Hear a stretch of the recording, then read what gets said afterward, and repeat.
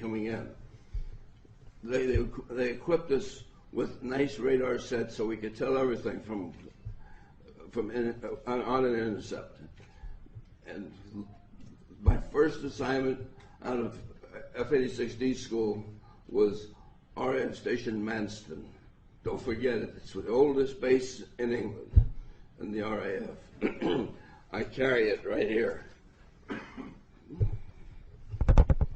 Bottom line, we finally became combat ready. We went down to Tripoli, Wheelers Air Force Base, fired rocketry. So we got pretty damn good at shooting down whatever it is that's going to come and get us. So they sent us back to England, and we became combat ready, which meant we were going to share with the RAF the defense of Britain during the Cold War years. The reason they sent the F-86 over there is because none of you have to fly weather like they have in England, but they have it from the ground up. It's infinity, and it's a solid. It's what they call a piece of fog. I had a Buick at the time. I couldn't see my hood ornament most of the time because it was just that bad. Anyway, they selected us to sit alert, and we sat alert. We were sitting on the end of the runway. And mind you, the runway at Manson was a recovery base for all the bombers in World War II. When they got shot up, they brought them, and Manson was the very first place they see in England because it's just north of Dover on the Thames estuary, and it's just a huge runway, which is 750 feet wide. You don't find those anymore.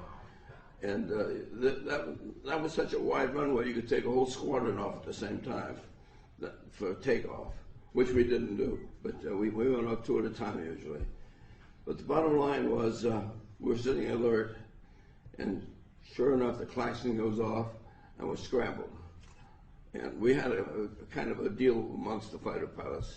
The first one to the runway is the lead. I elected to be the first, and I got there. Anyway, when I got there and took off, they scrambled me. They said, heading in 020, and they gave us the frequency of GCI and said, contact GCI when you're airborne. I did. And when I did, and mind you, I was only 25 years old. I was, a kid, so to speak. But when I talked to the GCI, we're going to warn you, we're going to have a hot mission. You will have to fire all your rockets. Select 24. That's all the rockets we had, 24.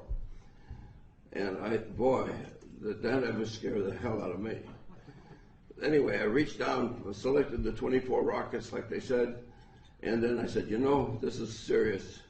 I'm going to go through the authentication procedure. Please give me the authentication code.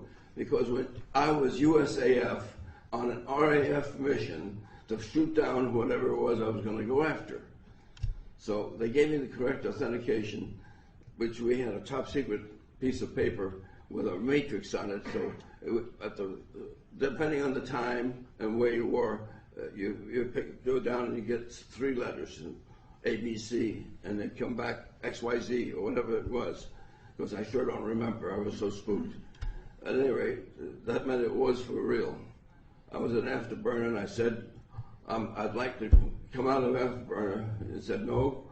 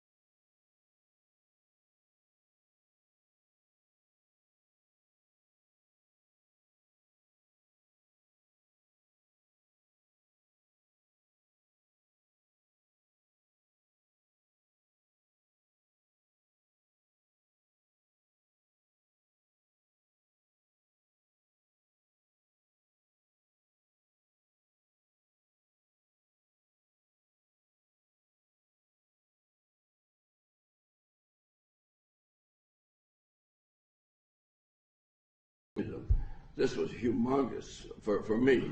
It was so strong that it literally I didn't have to do anything to lock on except get the range gate marker near where the blip was. And boy, when it did, it just automatically, the lights went out, everything, and you had firing information already.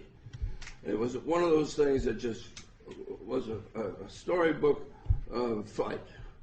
So I was going in, and at 20 seconds to go, on the lock-on, we start our final penetration to fire. Now, the information we get from the radar says this guy was going fast at this time. And he was going about maybe 100 knots faster than I was, and I was at Mach .92, which was all the F-86D could do. It's not like the modern jets. But anyway, as I was going in, and I had a strong, good steering information, I was expecting what we call the last phase, the phase 3, where you get a line, all the circles disappear, and all you have to do is take a little dot and put it on that line and keep your finger on the damn trigger.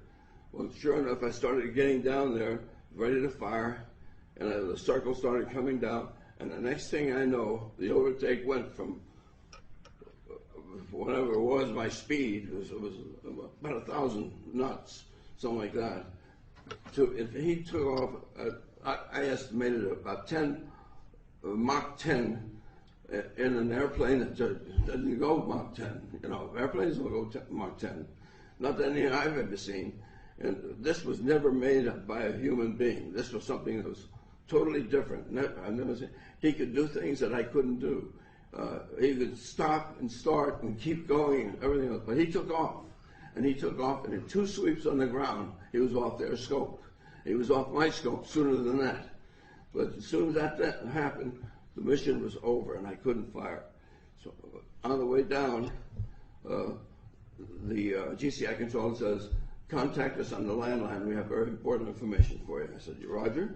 And I did that. I recovered at Manston. The weather was still bad. It was still night.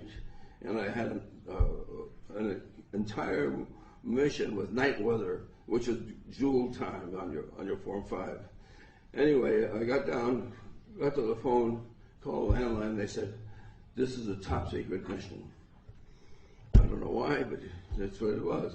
And it says, you're not to talk about it. We're going to send someone down from London to talk to you and debrief you tomorrow. I said, yes, sir, thank you, and hung up. Sure enough, the next day, a spook. You know what a spook is? A spook is some guy from Cloak and Dagger who wants to debrief you on something. So I don't know what the hell it was. You know, well, I'm going to tell him. So anyway, he says, I want you to know this is a top secret mission. You're not allowed to tell your commander or anyone else anything about this, or we'll take your wings away. You know, when you're 25 years old and you want to start flying, you don't want to hear that. So I put a zipper on my mouth, and that was the end of that. I could never talk about it again until Nick Pope's people from the Ministry of Defense, they call it MOD, M-O-D, like our DOD, exposed all of their data on October 21st. I remember because I got a warning from a friend of mine in England that I would be exposed on my mission on October 21st. Sure enough, the phone started ringing. It rang for 4 days, non-stop. This is the London Times. This is so-and-so, ABC, NBC, name it. This is CNN, and so on. Anyway, make a long story short, I mean, now